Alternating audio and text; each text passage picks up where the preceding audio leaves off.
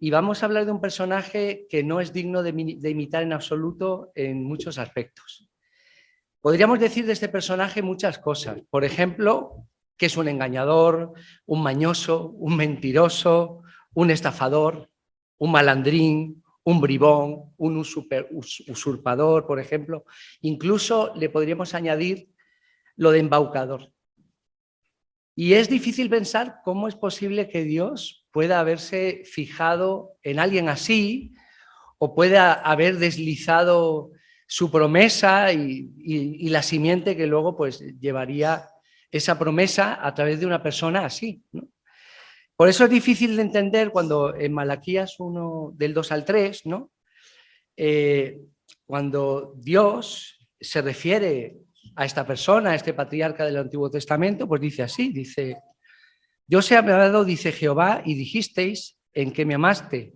¿No era Esaú hermano de Jacob? Dice Jehová, y amé a Jacob y a Esaú aborrecí, y convertí sus montes en desolación, y abandoné su heredad para los chacales del desierto. Esto es un juicio muy duro.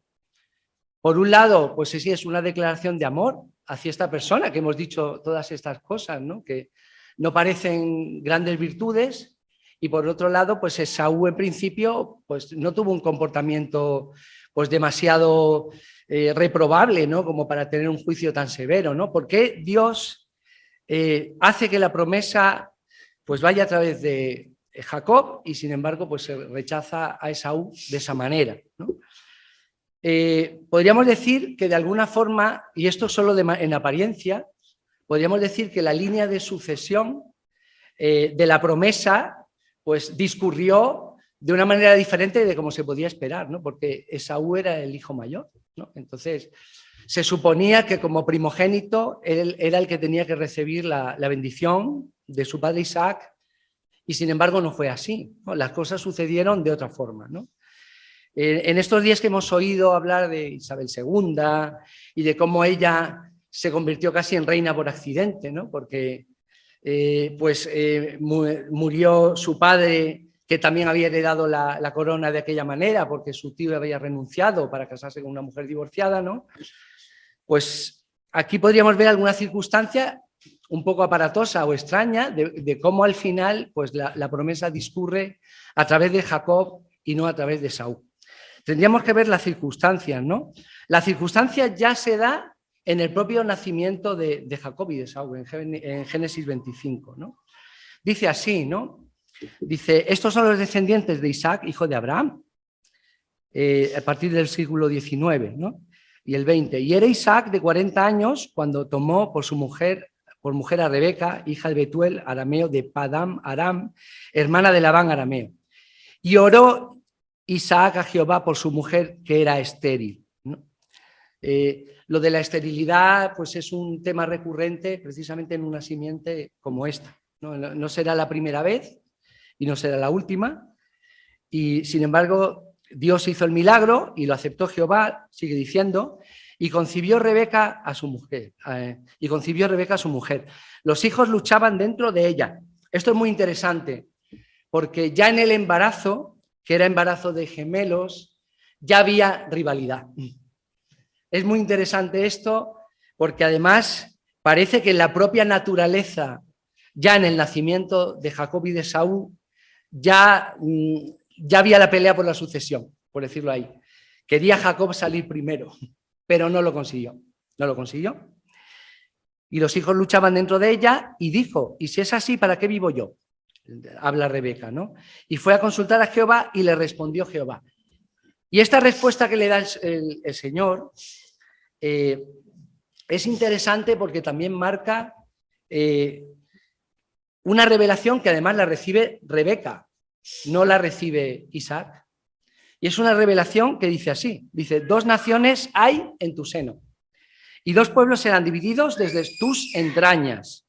En un pueblo será más fuerte que el otro pueblo, y el mayor servirá al menor. Y esto Rebeca ya lo sabía desde el nacimiento de Jacob. Ya era consciente de ello.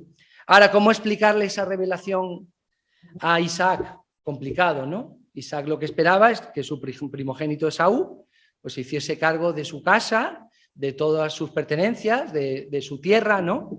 Y fuera de manera natural el que se ocupara de eso, ¿no? Pero ya no era la primera vez que había una, no digamos de rivalidad entre hermanos, o por lo menos en dos hermanos que discurrieron por caminos diferentes, ¿no? Teníamos ya el caso de los hijos de Abraham, ¿no? Teníamos el propio Isaac, el padre de Jacob, y teníamos también pues, al hijo de Agar, a Ismael, ¿no? Es curioso porque aunque la escritura pues, nos enseña que al final la promesa discurrió a través de Isaac, porque entonces cuando Sara era estéril, pues se desesperó, ¿no? Y le ofreció a su esclava a Abraham para que tuviera hijos, ¿no? Y tuviera alguna descendencia y la promesa siguiera su camino. Por lo menos es una curiosidad saber que el Islam, por ejemplo, te cuenta la historia de manera diferente. Y es muy interesante. Yo recuerdo haber ido hace 2 o 3 años a la mezquita de Tetuán y me acompañaba el profesor de religión, era una visita escolar. Había pues un sirio que nos guiaba la visita, ¿no? Nos enseñó pues, las dependencias de la mezquita, como los 5 pilares del Islam, que no me recordéis que lo recuerde ahora ni lo voy a decir. Tampoco sería a lo mejor mucho útil decirlo, pero bueno, el hombre nos hizo una visita y al final nos metió como en una habitación que era donde los estudiantes del Corán se quedan y fue una encerrona. Fue una encerrona porque él lo que quería era predicarnos el Islam, básicamente, a nosotros y a los chicos que iban allí. Y claro, era un poco violento decirle, deja ya de hablar, ¿no? La cosa se alargaba y el hombre pues seguía explicando. ¿Y qué es lo que explicó que me pareció súper interesante? Cómo Ismael era en realidad el heredero de la promesa, cómo al final Abraham sí que se casó con su sierva Agar, y cuando se fue al desierto, pues ahí llegaron hasta Medina, y en Medina pues Dios abrió un pozo, se creó una ciudad, y entonces pues ya el que quiera leerlo en el Corán, pues la historia es totalmente diferente, ¿no? La promesa o el favor de Dios pues iba con Ismael y no iba con Isaac, ¿no? O sea que ya tenemos precedentes, ¿no? de disputas entre hermanos y, bueno, disputas, no directamente entre ellos, ¿no? Pero por lo menos un conflicto, ¿no? Y además lo curioso de todo esto es que al final aquí el hermano menor es el que llevaría la línea sucesoria de la promesa, igual que ahora. O sea que ya Isaac ya venía de una situación similar en ese aspecto, pero Isaac, claro, él tenía, igual que cuando el hermano del que iba a ser rey de Inglaterra, pues se esperaba que fuera otra situación diferente, al final, pues pues que alguien tomara una decisión así, como de repente abandonar el reinado cuando queda menos de un año, pues la línea sucesoria va por otro lado, ¿no? Jacob esto no lo sabía, ¿no? El caso es que Jacob ya desde muy joven pues demuestra, lo tenemos en la historia de Génesis 27, no lo voy a leer por cuestión del tiempo, por hacer la cosa un poco más compacta, ¿no? Pero básicamente pues él llega, pues ya parece que tiene, y además desde el nacimiento lo hemos dicho, pues casi como en su ADN, diría yo, el que él tenía que desbancar a su hermano y quedarse con la primogenitura, ¿no? Y buscó la situación, ¿no? Él buscó esa situación. El anhelo de Jacob era la primogenitura, bueno, hasta cierto punto. En realidad es algo mucho más que eso, ¿no? Porque Esaú también la quería y Esaú también peleó por ella y se enfadó por ella. Pero es que la deseaban y la querían de una manera totalmente diferente. No deseaban lo mismo ni de la misma forma, aunque pareciera que su objetivo era tener lo mismo. Cuando al final pues, se dio a luz Rebeca, pues claro, Esaú salió primero y parece ser que incluso el nombre de Jacob, aunque no os fiéis de mis etimologías, ¿no? Porque yo las consulto, pero no soy hebraísta, pues parece que el haberle agarrado del talón o sostenerse por el talón es el origen del nombre. Luego alguien me podrá desmentir, pero es un poco lo que leí, ¿no? Pues hay un significado ya espiritual desde el principio de esa situación. O sea, ya Jacob deseaba salir el primero y ser el primero, y su madre Rebeca sabía que había algo especial en él, que hacía que había una promesa en relación a él que no la tenía Esaú. Que la pudiese entender bien del todo, porque eso no lo sabemos, o cuánto sabía, pero al final lo que sí sabemos es que Jacob era el favorito de su madre. Lo prefería con respecto a Esaú, ¿no? Y probablemente tenía mucho que ver con esa circunstancia especial en la que recibe esa revelación, ¿no? También por su manera de ser, ¿no? En Génesis 25, pues nos describe que mientras que Esaú era una especie de cazador, una persona más ruda, ¿no? Pues, Esaú, ¿no? Sí, he dicho. Pues era una persona más ruda. Jacob, que era una persona pues más tranquila, que habitaba en su tienda, que quizá meditando o pensando, a lo mejor pastoreando, pero desde luego no cazando, ¿no?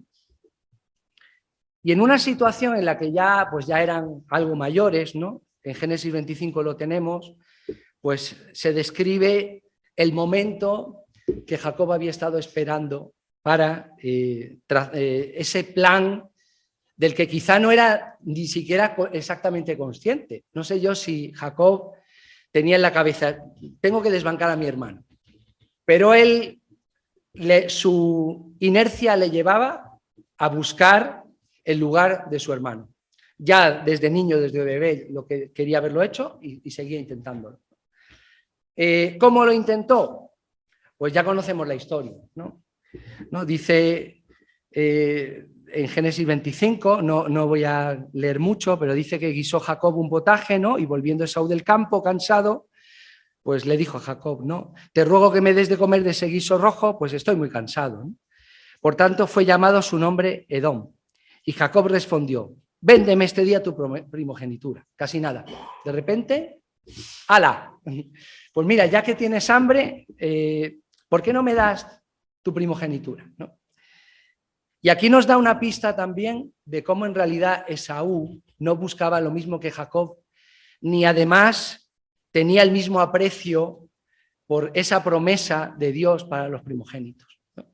Lo vemos cuando Esaú pues le dice, aquí yo me voy a morir. Bueno, no sabemos si estaba exagerando o no, si realmente se estaba muriendo, pero parece que no le costó mucho renunciar a sus principios, ¿no? O sea, al poco tiempo, bueno, diría casi inmediatamente, pues Esaú pues, le dijo, bueno, ¿para qué me servirá la primogenitura? Se pregunta a él, ¿no? O sea, en esa situación del día a día en el que tengo un problema, ¿no?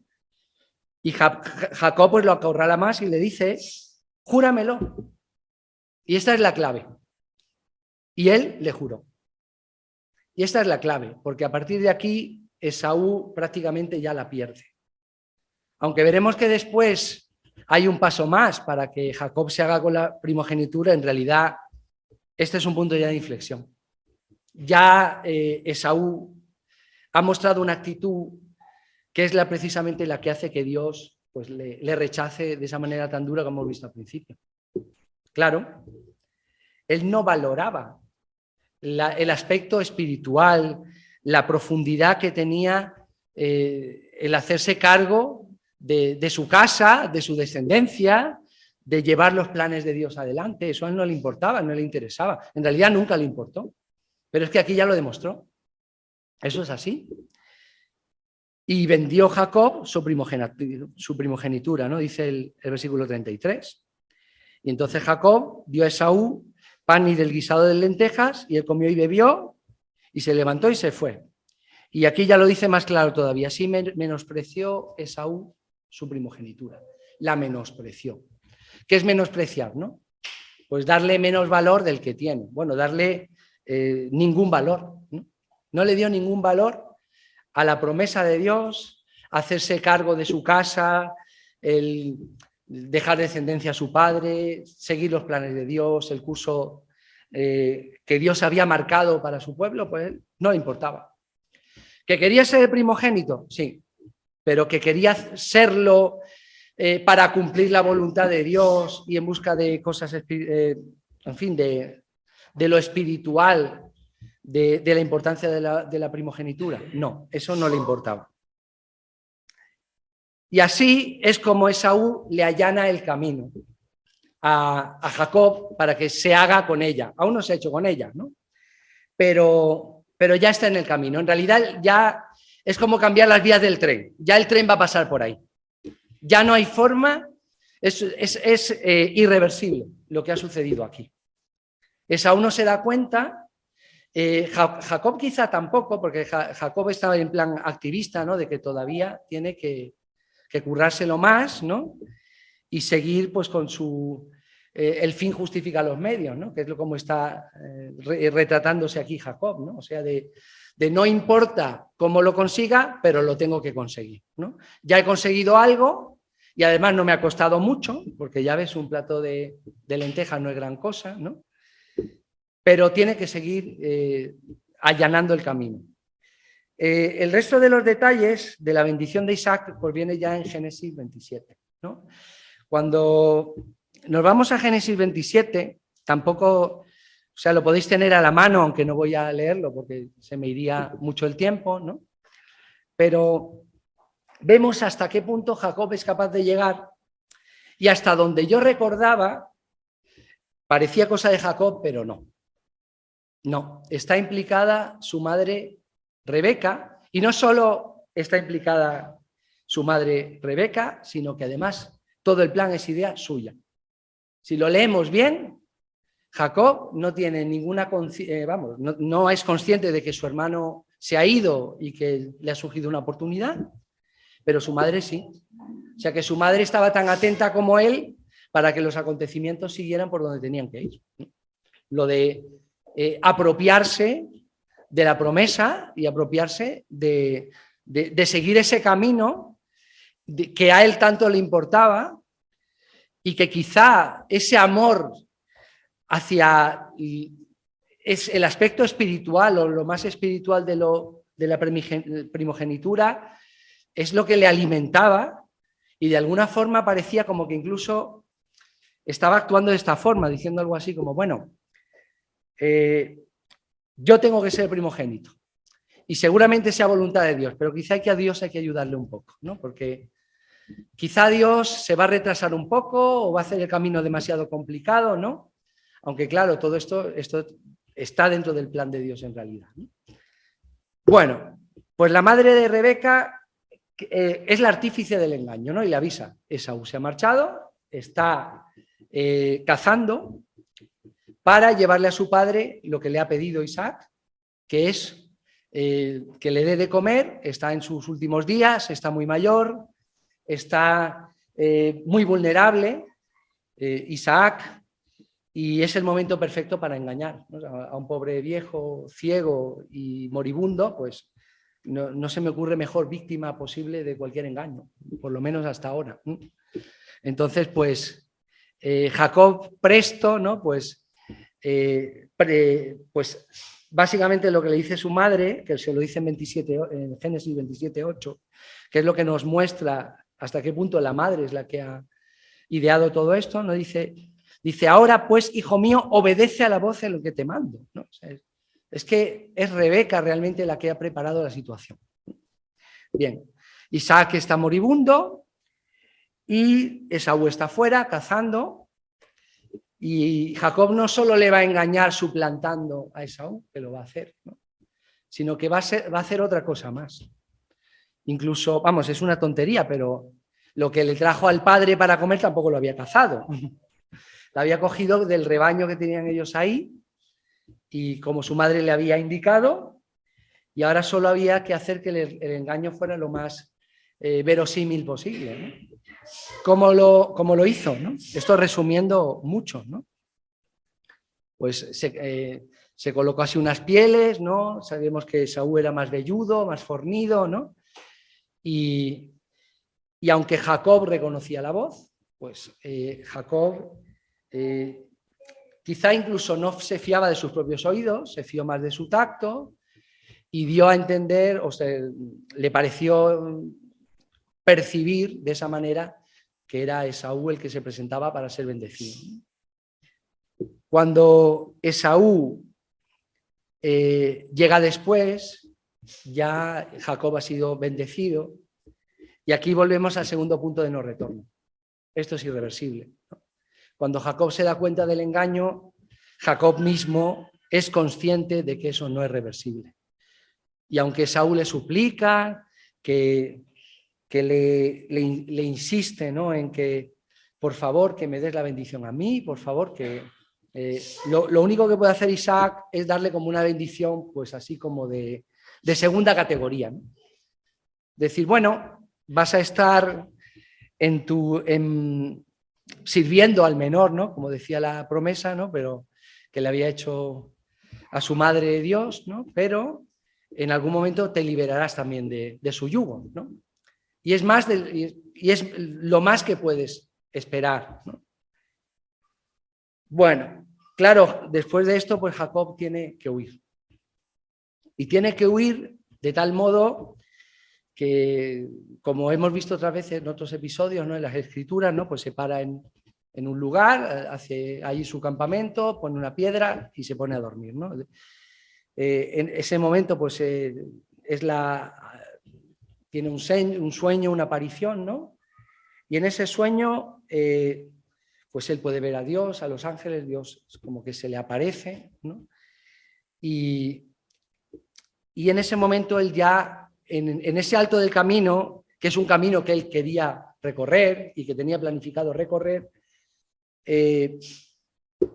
él hace un pacto con Dios, ¿no? Llama al lugar Betel, ¿no?, que es casa de Dios, ¿no? Y en el versículo 20 de Génesis 27, pues él pronuncia estas palabras de este pacto, ¿no?, que es un punto de inflexión importante para entender qué es lo que perseguía Jacob realmente al hacer todas estas cosas, ¿no? Dice, hizo Jacob voto diciendo, si fuere Dios conmigo y me guardare en este viaje en que voy y me diere pan para comer y vestido para vestir y volviere en paz a casa de mi padre, Jehová será mi Dios. Y esta piedra que he puesto por señal, la que había utilizado para apoyarse, ¿no?, será casa de Dios, es decir, Betel, y de todo lo que me dieres, el diezmo apartaré de ti. Aquí ya aparece el diezmo, ¿no?, del Antiguo Testamento, ¿no? Y es el pacto, promesa, patriarca Jacob en Betel. Sería como un primer punto de inflexión, ¿no?, de ese plan o ese camino que él quería seguir o el objetivo que él tenía arrebatándole la primogenitura a su hermano. Bueno, en su huida, sabemos, creo que no estoy contando nada que muchos no sepáis, ¿no?, pues en su huida, pues Rebeca, su madre, le manda con su tío Labán, ¿no?, y se encuentra con la horma de su zapato. Y se encuentra con la horma de su zapato por lo siguiente, y es que tenemos un dicho en Andalucía, y es que pa' listo tú, listo yo, ¿no? Si tú te crees muy listo, ¿no?, y muy engañador y muy embaucador, yo lo seré mucho más, ¿no? Sabemos que cuando llegó, pues, Jacob a Labán, pues Labán, yo veo aquí ironía y falsedad total, pues le dijo, hombre, no vas a trabajar de gratis, ¿no? Yo, aunque seas familia mía, ¿no?, sino que, ¿qué es lo que quieres, no? Se enamora de Raquel, ¿no?, una de sus hijas, tiene su hija mayor Lea y su hija menor Raquel, y él, pues se ve que le da un flechazo con Raquel y se ve clarísimo cuando lo leemos, cómo lo describe. No se trata de si Raquel era como él la veía, pero es que él, desde luego, se quedó prendado completamente de Raquel, ¿no? Y debía gustarle mucho porque aceptó trabajar 7 años para ganársela, ¿no?, que no es poca cosa, ¿no? Y lo hizo. Después de trabajar los 7 años, pues Labán, ahí es donde él, como pícaro y como con mente más avezada que Jacob, pues le dice, pues, a ver, es que en mi tierra es costumbre dar antes la mayor, te tienes que casar con Lea, ¿no? Mala suerte, ¿no? Así que le tocó trabajar otros 7 años para al fin estar con Raquel, ¿no? y cada una de ellas pues tenía una sierva. La sierva también se convirtieron en esposas de Jacob y finalmente pues de todas esas esposas, que eran 4, pues tuvo sus documentados 13 hijos, ¿no? Contando Dina, una chica. Y claro, dentro del plan de Jacob para alcanzar la promesa del Señor, pues evidentemente una vez que ya había recibido la bendición, pues tenía que levantar una casa y levantar una descendencia, ¿no? Y levantar una casa y una descendencia supone tener hijos y supone también tener recursos para mantener pues esa casa y esa descendencia, ¿no? Ahí es donde hace otro trato con Labán, y Labán, en este caso, pues Jacob le devuelve el favor, por decirlo así, ¿no? Ahora es Jacob el que tima o el que engaña a Labán, ¿no? Le dice, mira, me voy a quedar con las ovejas que sean así más tintaditas, más negras, el resto para ti, además son muy pocas, tú deja que yo las apaciente, ¿no? Y finalmente, ¿qué sucede? Él las apacienta y las cuida de tal manera que hace que se crucen determinadas ovejas para que salgan muchas más tintadas, rayadas y demás, ¿no? Y se queda con casi todo el ganado, lo cual implica que después de ser perseguido por Esaú, termina siendo ser perseguido por Labán, ¿no? En fin, el caso es que se ve obligado a huir otra vez, ¿no? La única forma en que ya consigue pues Jacob que Labán deje de perseguirlo, ¿no? Es que al final, bueno, al final somos familia, ¿no? Y no vamos a ponernos de malas entre nosotros cuando ya tengo nietos de ti y demás, ¿no? Ponemos a Dios por testigo, sellamos el pacto, ¿no? Y todo bien. Pero todavía le quedaba reconciliarse con Esaú, ¿no? Y ya apuntando lo de Labán y lo de Esaú, pues queda decir que es que, claro, si tú haces las cosas mal, ¿no? Si tú lo que haces es trampas, engaños, timos, lo único que vas a conseguir es que pues, las cosas se vuelvan contra ti, hasta el punto incluso de ponerte en peligro de muerte, ¿no? En el caso de Esaú, pues él tenía un temor especial porque Esaú lo matara, ¿no? Y quería buscar pues, también la reconciliación con su hermano, como lo había conseguido con Labán, ¿no?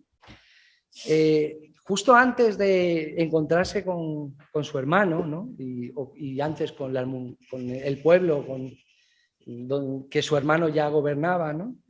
Pues Jacob tiene un encuentro muy especial, ¿no? El encuentro que tiene es con un varón que representa o de alguna forma le hace ver a Jacob que está cara a cara con Dios.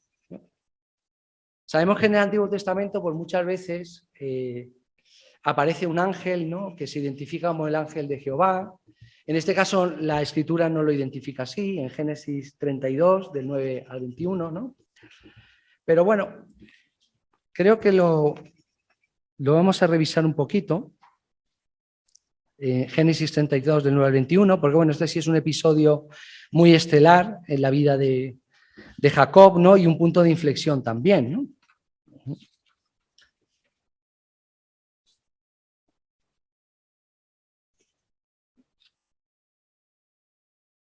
Bien. Pues dice que se levantó aquella noche, ¿no? El versículo 22, y tomó a sus 2 mujeres, sus 2 siervas, sus 11 hijos, y pasó el vado de Jacob, lo tomó e hizo pasar el arroyo a ellos y a todo lo que tenía, y así se quedó Jacob solo, ¿no? Y luchó con él un varón hasta que rayaba el alba, ¿no? En un versículo se fusila algo que probablemente fue una cosa muy larga, muy profunda, ¿no? Fue toda la noche, ¿no? O sea, hasta que rayaba el alba, ¿no? Y cuando el varón vio que no podía con él, tocó en el sitio del encaje de su muslo y se descoyuntó el muslo de Jacob mientras con él luchaba. Mira por dónde Jacob estaba acostumbrado a luchar, a engañar y a ganar. Y esta vez no sería diferente, porque Dice después, ¿no?, que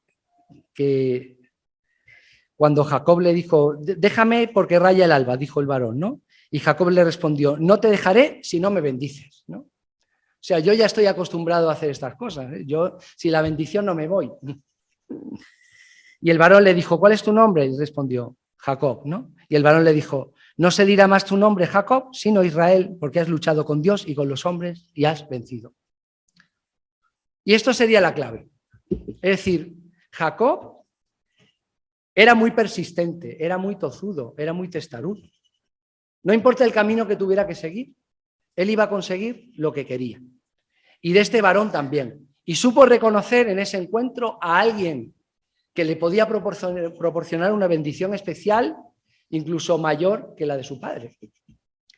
Y no desaprovechó la ocasión. Pero esta vez tuvo que pagar pues un pequeño precio. O sea, le desconyuntó el muslo y ya no iría tan corriendo como hasta ahora, queriéndose salir con la suya, porque probablemente pues estuvo cojo probablemente el resto de su vida. Al final, ¿qué sacamos de todo esto? Pues que Jacob tenía un destino, se sentía conocedor de ese destino, su madre le apoyaba y creía, había recibido de parte de Dios que Jacob tenía un destino especial y él lo que hizo fue pues acelerar el proceso. Él a toda costa intentó pues seguir ese camino que parecía que para él estaba marcado, pero con malas artes, ¿no? de mala manera. Entonces, ¿por qué, como preguntábamos al principio, por qué Dios lo amó tanto a pesar de eso? A alguien así, a un engañador, a un estafador, a un embaucador, a alguien que parecía que se conducía con engaños en casi todo lo que hacía y que terminaba que todo el mundo quisiese matarlo. Pues Dios no lo amó por sus métodos, ¿no? Si de algo podemos sacar de aquí es que a Jacob en esto no hay que imitarlo. Dios no bendijo sus medios y Dios no estaba de acuerdo con su forma de hacer las cosas, pero sí que vio otra cosa. ¿Lo amó por qué? Por ese anhelo que Jacob tenía. Ese anhelo increíble que desde bebé prácticamente le llevaba a buscar ese camino que Dios había trazado para él. Porque esa promesa y esa primogenitura que Dios le había prometido, o que él creía que en realidad era por derecho para él, ¿no? Él no solo no la despreció, es que no había nada más importante para él que eso. Todo lo contrario que Saúl. No nos equivoquemos, porque Saúl no quería nada que tuviese que ver ni con los planes de Dios, ni con temas espirituales, ni con ningún tipo de inquietud para servir al Señor o a su familia. Él quería ser el principal porque es lo que le tocaba. Pues resultó que al final, pues Dios lo apartó de esta forma, porque el Señor pues reconduce, incluso por medios no adecuados, Dios puede reconducir las cosas para que se cumplan sus planes siempre, y en este caso fue así, ¿no? Y la enseñanza espiritual es que uno de los dos sabía el valor que tiene la herencia espiritual y la herencia que tiene estar en manos de Dios y seguir los planes de Dios. El otro ni consciente, ni lo valoró, lo despreció, incluso lo juró que no lo quería. Luego, ¿a quién Dios va a amar más? ¿A alguien que las promesas de Dios las valora, que tiene perspectiva, porque él tiene perspectiva? Jacob tenía perspectiva, ¿no? De qué camino estaba trazando, ¿no?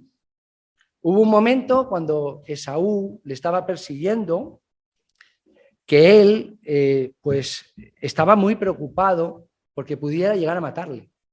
¿Y a qué se agarró él para soportar esa carga, ¿no? O querer reconciliarse con su hermano.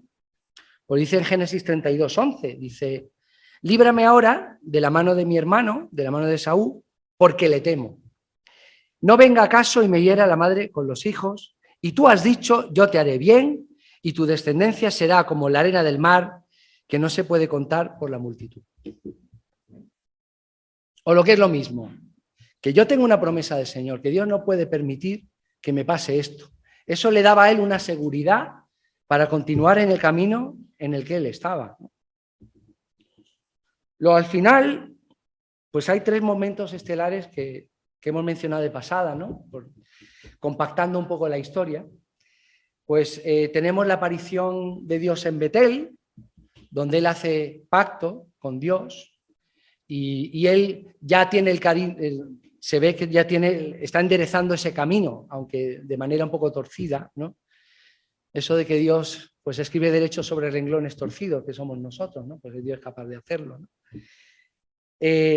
Otro momento importante, pues lo acabamos de ver, pues cómo Jacob, pues se agarra a esa promesa que hemos leído para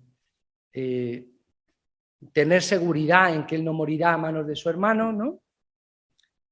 Y luego, pues, un momento, en esos 2 primeros momentos, ¿no? Cuando se le aparece Dios en Betel y cuando teme que su hermano le haga daño, pasa miedo, y curiosamente, cuando llega la lucha con el ángel, no tiene ningún miedo. Y debería tenerlo. Es el momento mayor para tener más miedo que nunca pudiera haber tenido.